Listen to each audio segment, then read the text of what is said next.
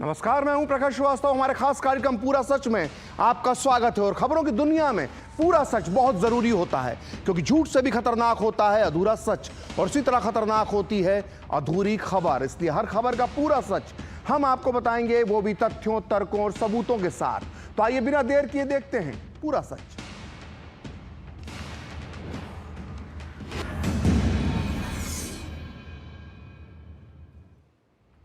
तो अमेरिका के white house में राष्ट्रपति डोनाल्ड ट्रंप और भारत के प्रधानमंत्री नरेंद्र मोदी के बीच ऐतिहासिक मुलाकात हुई। पूरी दुनिया की नजर इन दोनों नेताओं की मुलाकात पर थी। इस मुलाकात के बाद मोदी और ट्रंप ने एक प्रेस कॉन्फ्रेंस की, जिसमें खुद राष्ट्रपति ट्रंप ने भारत के लिए एक बहुत बड़ी खुशखबरी का ऐलान किया। ट्रंप ने ऐलान किया कि अमेरिका भारत के दुश्मन और मुंबई में हुए 26/11 के भीषण आतंकवादी हमले में शामिल आतंकी डॉक्टर तहव्वुर हुसैन राणा को भारत के हवाले कर देगा। आज पूरा सच में हम आपको बताएंगे कि अब तक तहव्वुर राणा को भारत लाया, कब तक भारत लाया जाएगा, कैसे 17 साल बाद मुंबई के इस गुनहगार पर चलेगा इंसाफ का चाबुक, और सबसे बड़ा सवाल यह कि आतंक के इस डॉक्टर को मिलेगी कौन सी सजा। क्या भारत में फांसी का फंदा कर रहा है इसका इंतजार।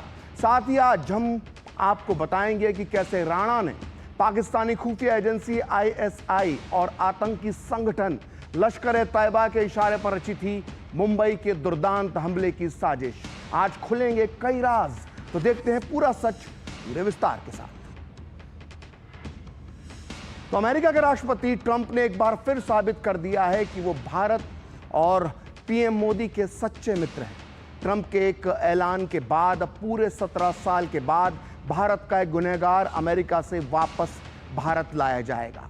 जी हां, राष्ट्रपति ट्रंप ने पीएम मोदी के सामने ऐलान किया है कि अमेरिका जो है वो तहव्वुर राणा को भारत में प्रत्यर्पित कर देगा। आपको बता दें कि राणा मुंबई में हुए 26/11 के हमले में शामिल था। ये 3 तस्वीरें आप इस वक्त अपनी स्क्रीन पर देख सकते हैं। पहली तस्वीर है जिसमें मोदी और ट्रंप मिलते हुए नजर आ रहे हैं। दूसरी तस्वीर में जो दिखाई दे रहा है यही शख्स है डॉक्टर तहव्वुर राणा, जिसने मुंबई हमले की जो हुआ था 26/11/2008 को, उसमें एक बहुत बड़ा रोल निभाया था। और तीसरी तस्वीर जो कभी कोई भारतीय नहीं भूल सकता, वो 26/11 की वो दर्दनाक यादें, वो खौफनाक यादें जब पूरे 3 से 4 दिन तक मुंबई दहलती रही थी। तो ट्रंप ने राणा को दुनिया के सबसे बुरे लोगों में से एक बताया है। वहीं पीएम मोदी ने कहा है कि वो राष्ट्रपति ट्रंप के आभारी हैं और भारत की अदालतें राणा के खिलाफ उचित कार्रवाई करेंगी। ये पाकिस्तानी आतंकी राणा कितना खतरनाक है ये हम आपको आगे बताएंगे, लेकिन पहले सुनते हैं राष्ट्रपति ट्रंप और पीएम मोदी ने क्या कहा। Today I'm pleased to announce that my administration has approved the extradition of one of the plotters and one of the very evil people of the world, and having to do with the horrific 2008 Mumbai terrorist attack, to face justice in India. So he's going to be going back to India to face justice. मैं राष्ट्रपति जी का आभारी हूं कि उन्होंने 2008 के जिसने भारत में नरसंहार किया था उस मुजरिम को अब भारत के हवाले करने का निर्णय किया है। भारत की अदालतें उचित कार्यवाही करेंगी। तो वो पाकिस्तान में पैदा हुआ और उसने पाकिस्तान की सेना में नौकरी की। उसने फिर कनाडा की नागरिकता ले ली, अमेरिका में बिजनेस किया, और अब उसे भारत में उसके पापों की सजा मिलने वाली है। हम बात कर रहे हैं आतंकवादी डॉक्टर तहव्वुर हुसैन राणा की, जिसके हाथ 26/11 के मुंबई हमले में मारे गए मासूम लोगों के खून से सने हुए हैं। आइए आपको बताते हैं इस खूनी आतंकवादी की पूरी जन्म कुंडली। 63 साल का तहव्वुर हुसैन राणा जनवरी 1962 में पाकिस्तान के साहिवाल जो इलाका है पंजाब का, उसमें पैदा हुआ। हसन अब्दुल कैडेट स्कूल में पढ़ाई पूरी करने के बाद उसने मेडिकल कॉलेज में एडमिशन लिया, और डॉक्टर बनने के बाद राणा ने पाकिस्तानी सेना के मेडिकल कोर में नौकरी कर ली। राणा की पत्नी समराज भी डॉक्टर थी। पाकिस्तानी सेना से रिटायर होने के बाद 1997 में डॉक्टर राणा और उसकी बीवी कनाडा शिफ्ट हो गए। 2001 में दोनों को कनाडा की नागरिकता भी मिल गई। यहां राणा ने ट्रैवल एजेंसी का बिजनेस शुरू किया। ये दुनिया को दिखाने के लिए था, और दुनिया को दिखाने के लिए बाद में उसने अमेरिका में भी इमिग्रेशन कंसल्टेंसी फर्म खोली। और राणा लगातार इस दौरान पाकिस्तानी सेना और खुफिया एजेंसी ISI के संपर्क में रहता था। ये सब उसने आवरण ओढ़ रखा था बिजनेसमैन का। अमेरिका में उसकी मुलाकात उसके बचपन के दोस्त डेविड कोलमैन हेडली से हुई। ये वही हेडली है जो 26/11 के मुंबई हमलों में मास्टरमाइंड की एक तरह से रोल निभा रहा था। और ये दोनों मिलकर आतंकी संगठन लश्कर-ए-तैयबा के लिए काम करने लगे। 2006 में हेडली ने राणा को मुंबई हमले का पूरा प्लान बताया। हेडली की सलाह पर राणा ने मुंबई में अपनी immigration firm first world immigration services के नाम से एक ब्रांच शुरू करी। ये फर्म उन जगहों की रैकी करने के लिए खोली गई थी जहां आतंकी हमले किए जाने थे। दोनों ने, हेडली और राणा ने मिलकर मुंबई जाकर ताज होटल समेत उन सभी टारगेट स्पॉट्स की रैकी की जहां पर हमला किया जाने वाला था। और इन लोगों ने मिलकर मुंबई में संभावित हमले वाले स्थान जो थे, ताज होटल समेत जो बाकी स्थान थे, उनके वीडियो भी बनाए और उन वीडियो को पाकिस्तानी खुफिया एजेंसी ISI के इशारे पर आतंकी संगठन लश्कर-ए-तैयबा को सौंप दिया। और आतंकी संगठन लश्कर-ए-तैयबा ने राणा की दी हुई इस जानकारी के आधार पर, इस वीडियो के आधार पर मुंबई पर हमले का दुर्दांत प्लान बनाया। इसके बाद प्लान के मुताबिक 10 आतंकी समंदर के रास्ते पाकिस्तान से मुंबई पहुंचे और 26 नवंबर 2008 को, जिसे भारतीय इतिहास का एक काला दिन कहा जाता है, उस दिन हमला कर दिया। इस हमले में 166 लोग मारे गए, जिसमें 6 अमेरिकी नागरिक भी थे। और 2009 में हेडली की निशानदेही पर तहव्वुर राणा को अमेरिका में गिरफ्तार किया गया। 2013 में राणा को अमेरिका की अदालत ने 14 साल की सजा सुनाई थी। राणा अभी अमेरिका के लॉस एंजलिस की मेट्रोपॉलिटन डिटेंशन सेंटर में कैद है और उसे अब जल्द ही भारत लाया जाएगा, ऐसी उम्मीद है। और तहव्वुर राणा पिछले 16 साल से भारत के चंगुल में फंसने से बचने की कोशिश करता रहा। उसने अमेरिका में डिस्ट्रिक्ट कोर्ट से लेकर अमेरिका के सुप्रीम कोर्ट तक गुहार लगाई, लेकिन हर जगह भारत ने अपना दावा इतनी मजबूती से रखा कि राणा की दाल नहीं गल पाई। अब तो राष्ट्रपति ट्रंप ने भी राणा को भारत लाने पर हरी झंडी दिखा दी है। लेकिन बड़ा सवाल यह है कि तहव्वुर हुसैन राणा को भारत में लाने के बाद उसके साथ क्या किया जाएगा। आइए हम आपको बताते हैं इसका पूरा सच। देखिए, दरअसल 24 नवंबर 2011 को NIA ने मुंबई हमले के मामले में एक चार्जशीट दाखिल की थी। इसमें डेविड कोलमैन हेडली के बाद दूसरे नंबर पर तहव्वुर राणा को आरोपी बनाया गया था। डॉक्टर राणा पर आपराधिक साजिश, भारत के खिलाफ युद्ध छेड़ने, हत्या, धोखाधड़ी और आतंकवादी गतिविधियों की धाराएं लगाई गई हैं। और भारत लाए जाने के बाद NIA राणा के मामले पर NIA की जो स्पेशल कोर्ट है उसमें नए सिरे से मुकदमा चला सकती है। और जिन धाराओं में उस पर आरोप दर्ज हैं वो बहुत बहुत गंभीर हैं। राणा पर भारत के खिलाफ युद्ध छेड़ने जैसे आरोप हैं और दोषी साबित होने पर उसे फांसी की सजा भी हो सकती है। इसके अलावा राणा से नए सिरे से पूछताछ भी हो सकती है, जिससे मुंबई हमले पर लश्कर-ए-तैयबा के मुखिया हाफिज सईद और पाकिस्तानी खुफिया एजेंसी ISI के शामिल होने के बारे में कुछ नई जानकारियां भी मिल सकती हैं। तो मशहूर वकील और बीजेपी नेता उज्ज्वल निकम भी कह रहे हैं कि तहव्वुर राणा के प्रत्यर्पण के बाद मुंबई आतंकी हमले के अलावा और भी कई राज हैं जिनका खुलासा हो सकता है। हम आपको बता दें कि उज्ज्वल निकम ने ही ये पूरी कानूनी लड़ाई भारत सरकार की तरफ से लड़ी थी 26/11 के आतंकी हमले के बाद और कसाब को फांसी के फंदे तक पहुंचाया था। और महाराष्ट्र के मुख्यमंत्री देवेंद्र फडणवीस ने इसे भारत की बड़ी जीत बताते हुए कहा कि मुंबई की जेल राणा के लिए तैयार है। वहीं शिवसेना ने राणा के प्रत्यर्पण को प्रधानमंत्री नरेंद्र मोदी की विदेश नीति की जीत बताया। आप भी सुनिए किसने क्या कहा। तहव्वुर राणा जो 26/11 के मुंबई के हमलों का एक प्रकार से प्लानिंग का मास्टरमाइंड रहा है, उसके एक्स्ट्राडिशन को अमेरिका ने मान्यता दी है। मैं इसके लिए देश के प्रधानमंत्री श्री नरेंद्र मोदी जी को बहुत बहुत धन्यवाद देता हूं। हम सभी भारतवासी चाहते थे कि भारत के खिलाफ साजिश करने वाले, हम पर हमला करने वाले इस मास्टरमाइंड को भारत को सौंपा जाए, क्योंकि हमारे लीगल और जुडिशियल सिस्टम के माध्यम से हमारा अपराधी ये अपनी सजा पाए, ये हमारे लिए बहुत महत्वपूर्ण है। मैं समझता हूं कि इससे ताहिर राणा को लाने से कई राज ऐसे खुल सकते जो अभी भी पर्दे के पीछे है। पहला राज तो यह है कि डेविड कोलेमन हेडली और ताहिर राणा ये बेसिकली पाकिस्तानी नेशनल थे। पाकिस्तान के आर्मी में ताहिर राणा डॉक्टर करके काम करता था। उसके बाद उसको ये आतंकवादियों से जुड़ा गया और उसने ही डेविड हेडली का जो इमिग्रेशन सेंटर जो 26/11 के हमले के पीछे बम्बई में खोला था, उसके ही वजह से, उसके इन्फ्लुएंस से उसने खोला था। तो मुझे लगता है कि भारत सरकार की और मोदी सरकार ने जो बातचीत की है उसे बड़ी सफलता मिली है। ये मोदी जी की विदेश नीति की सफलता है और मोदी और ट्रंप के बीच में जो रिलेशन है उसकी ये अंजाम है। और मुझे लगता है कि जो 26/11 में शहीद हुए हैं हमारे जवान, हमारे देशवासी, उनको और उनके परिवार को अब जल्द ही न्याय मिलेगा। तो आतंकी पिशाच तहव्वुर राणा को भारत लाया जाएगा। यह भारत के लिए बहुत बड़ी कामयाबी है। पूरी दुनिया में संदेश गया है कि मोदी सरकार देश के दुश्मनों को किसी भी कीमत पर नहीं छोड़ेगी, चाहे वो दुश्मन दुनिया के किसी भी कोने में छिपकर बैठा हो।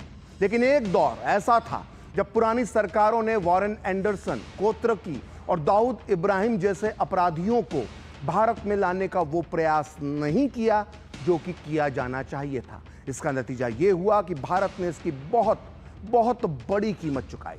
तहव्वुर राणा के मामले में भी शुरुआत में इसी तरह से ढील दिखाई गई थी। आइए इसका भी पूरा सच जान लेते हैं। तहव्वुर राणा 2009 में ही अमेरिका में गिरफ्तार हो गया था।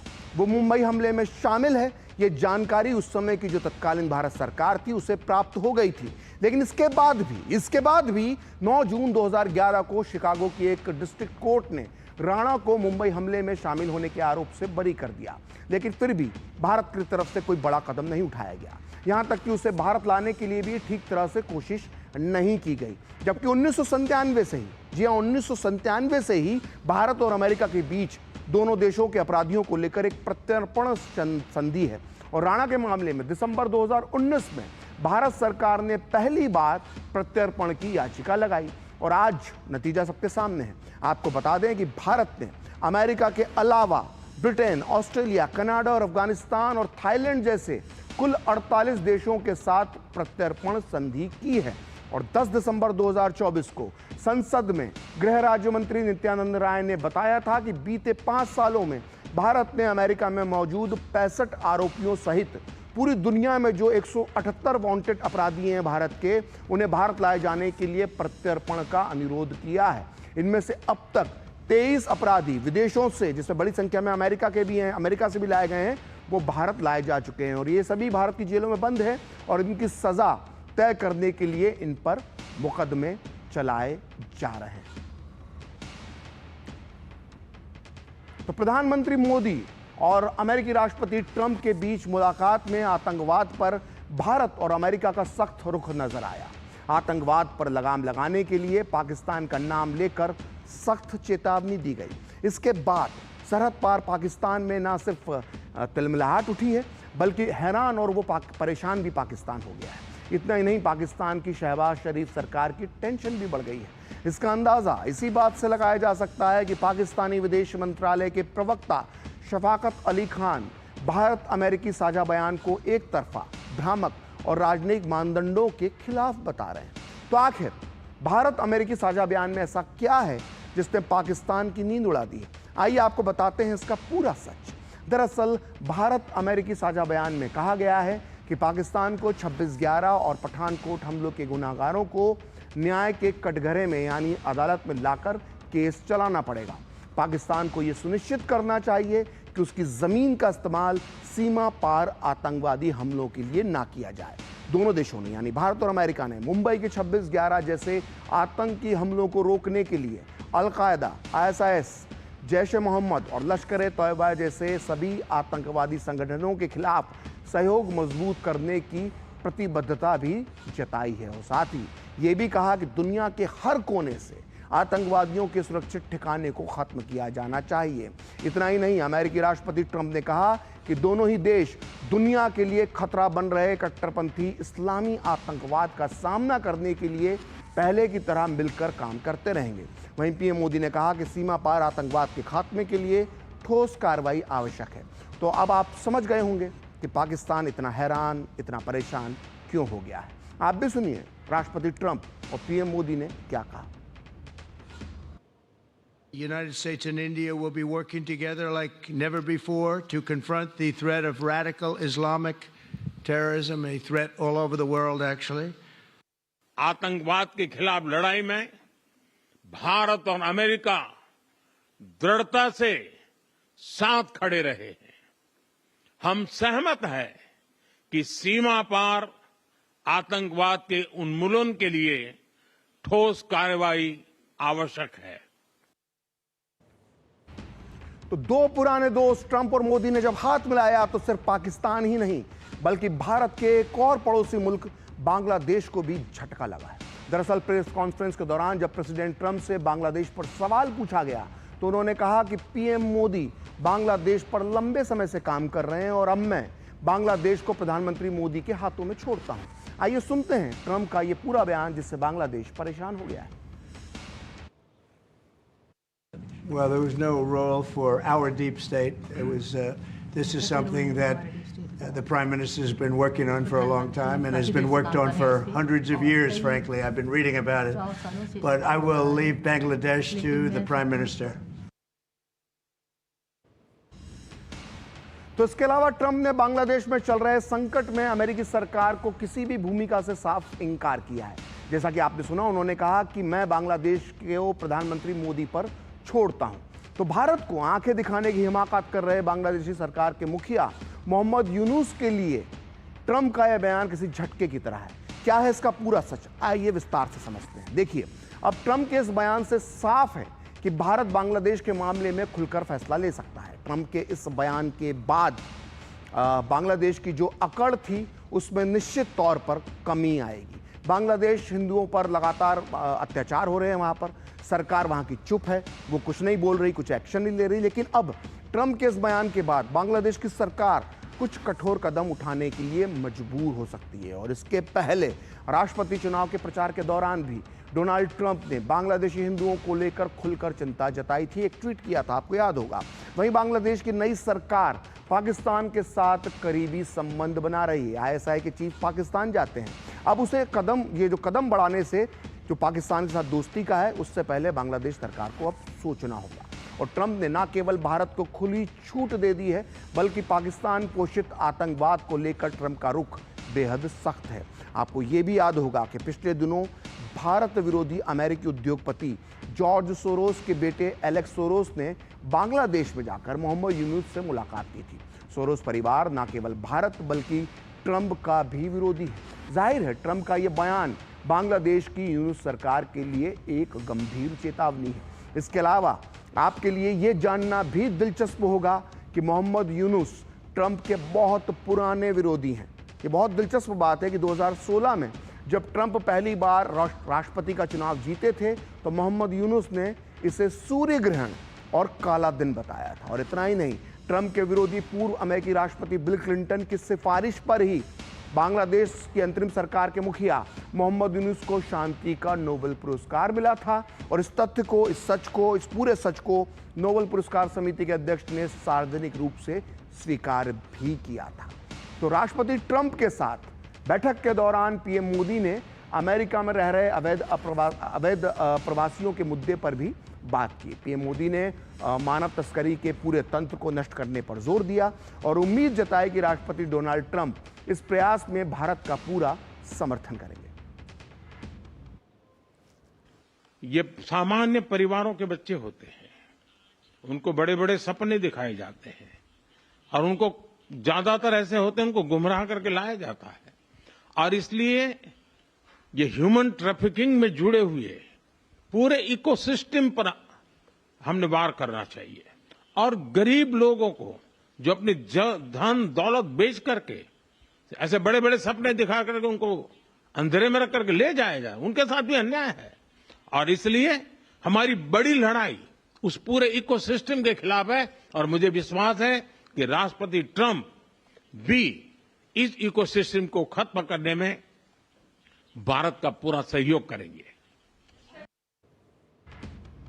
तो अमेरिकी राष्ट्रपति ट्रंप के साथ मुलाकात के दौरान प्रधानमंत्री मोदी ने रूस यूक्रेन युद्ध पर भारत का पक्ष एक बार फिर दुनिया के सामने रखा। दरअसल पीएम मोदी अकेले ऐसे नेता हैं जो एक दूसरे के साथ युद्ध में उलझे हुए रूस के राष्ट्रपति पुतिन और यूक्रेन के राष्ट्रपति जेलेंस्की से यानी दोनों से मुलाकात कर चुके हैं। प्रेस कॉन्फ्रेंस में राष्ट्रपति ट्रंप ने कहा कि वो युद्ध रोकने के लिए रूस के राष्ट्रपति पुतिन और यूक्रेन के राष्ट्रपति जेलेंस्की के साथ बातचीत कर रहे हैं। और इसी मामले पर जब पीएम मोदी से भारत के रुख के बारे में सवाल पूछा गया तो उन्होंने कहा कि भारत न्यूट्रल नहीं है बल्कि शांति के पक्ष में खड़ा हुआ है। पीएम मोदी ने अमेरिका के राष्ट्रपति ट्रंप की ओर से किए जा रहे शांति के प्रयासों की न सिर्फ तारीफ की बल्कि उसका समर्थन भी किया। आप भी सुनिए इस मामले पर राष्ट्रपति ट्रंप और पीएम मोदी ने क्या कहा।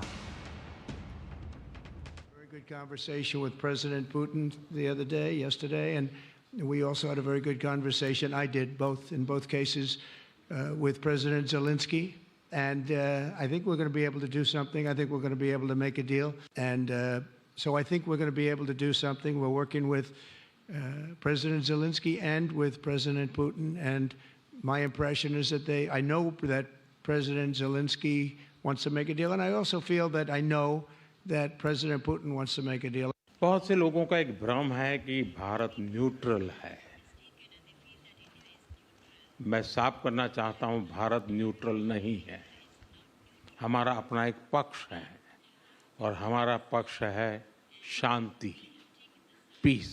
और भारत का लगातार प्रयास रहा है कि दोनों लोग जिसमें मौजूद हो वैसे फोरम में बातचीत होगी तब कोई रास्ता निकलेगा।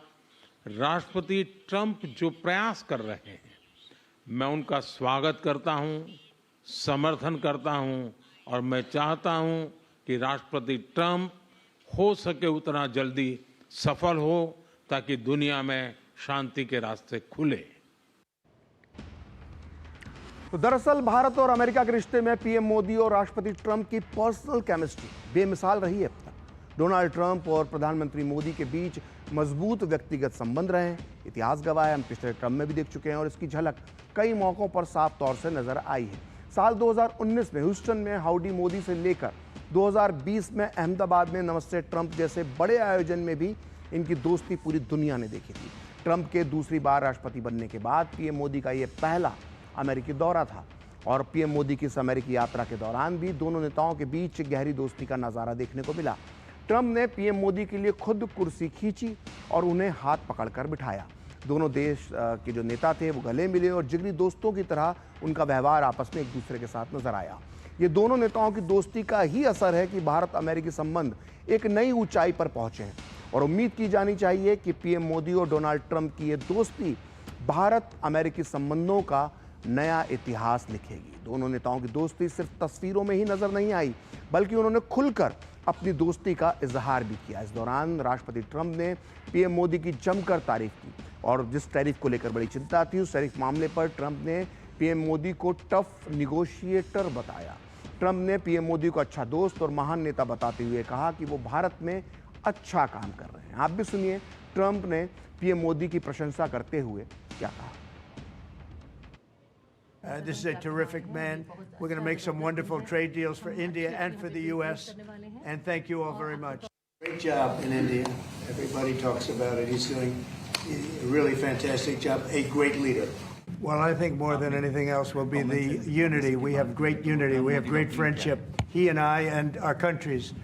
And I think it's only going to get closer. But it's very important that we remain united as countries. We're friends and we're going to stay that way.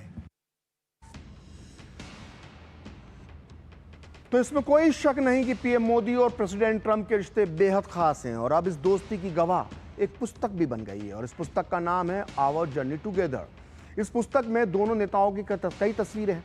Trump ने पुस्तक पीएम मोदी को तोहफे में दी है।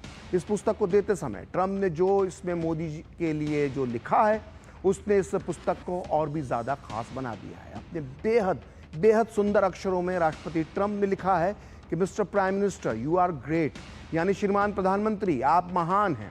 और इसके नीचे ट्रंप ने अपने हस्ताक्षर यानी साइन भी किए। आप देख सकते हैं बड़ी सुंदर राइटिंग है डोनाल्ड ट्रंप की।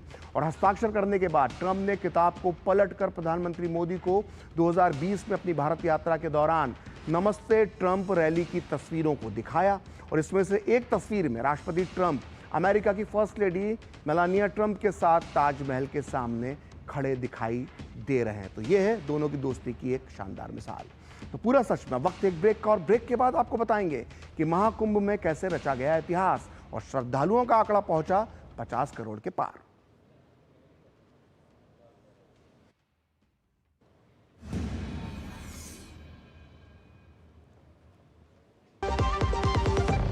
MDH का किचन किंग किचन में हो तो हम सब कुछ बना सकते हैं। बैंगन का भरता, आलू गोभी, भिंडी मसाला और भी बहुत कुछ। MDH।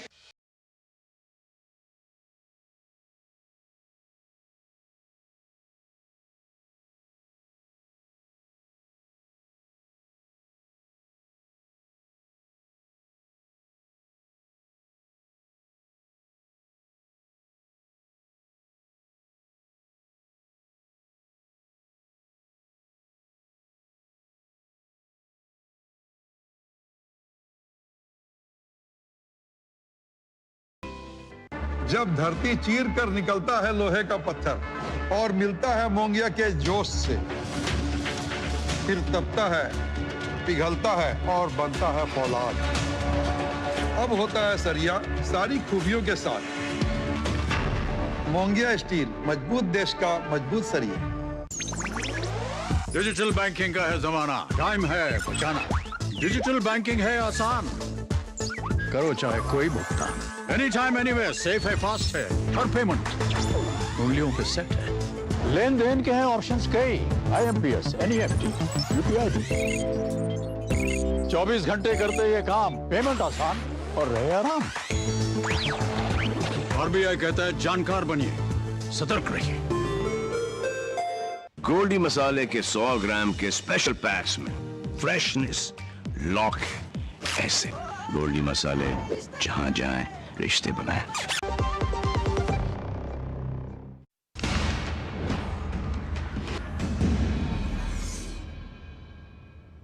तो ब्रेक के बाद पूरा सच में आपका फिर से स्वागत है। और तीर्थराज प्रयागराज की धरती पर बीते 13 जनवरी से शुरू हुए दिव्य भव्य धार्मिक और सांस्कृतिक समागम महाकुंभ 2025 हर दिन नए इतिहास रच रहा है। आज महाकुंभ में महा रिकॉर्ड बना। त्रिवेणी संगम में आस्था की डुबकी लगाने का आंकड़ा 50 करोड़ को पार कर गया है, जो कई देशों की जनसंख्या से ज्यादा है। इससे ज्यादा जनसंख्या सिर्फ चीन और भारत की है।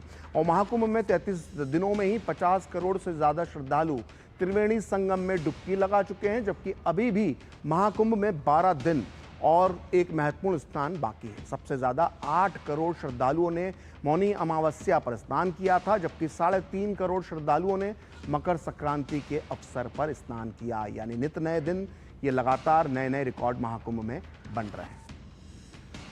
तो आज पूरा सच में इतना ही। अगले हफ्ते होगी फिर आपसे मुलाकात अपने इस खास कार्यक्रम पूरा सच में किसी और मुद्दे की पड़ताल के साथ। तो मुझे और मेरी पूरी टीम को दीजिए अनुमति। नमस्कार।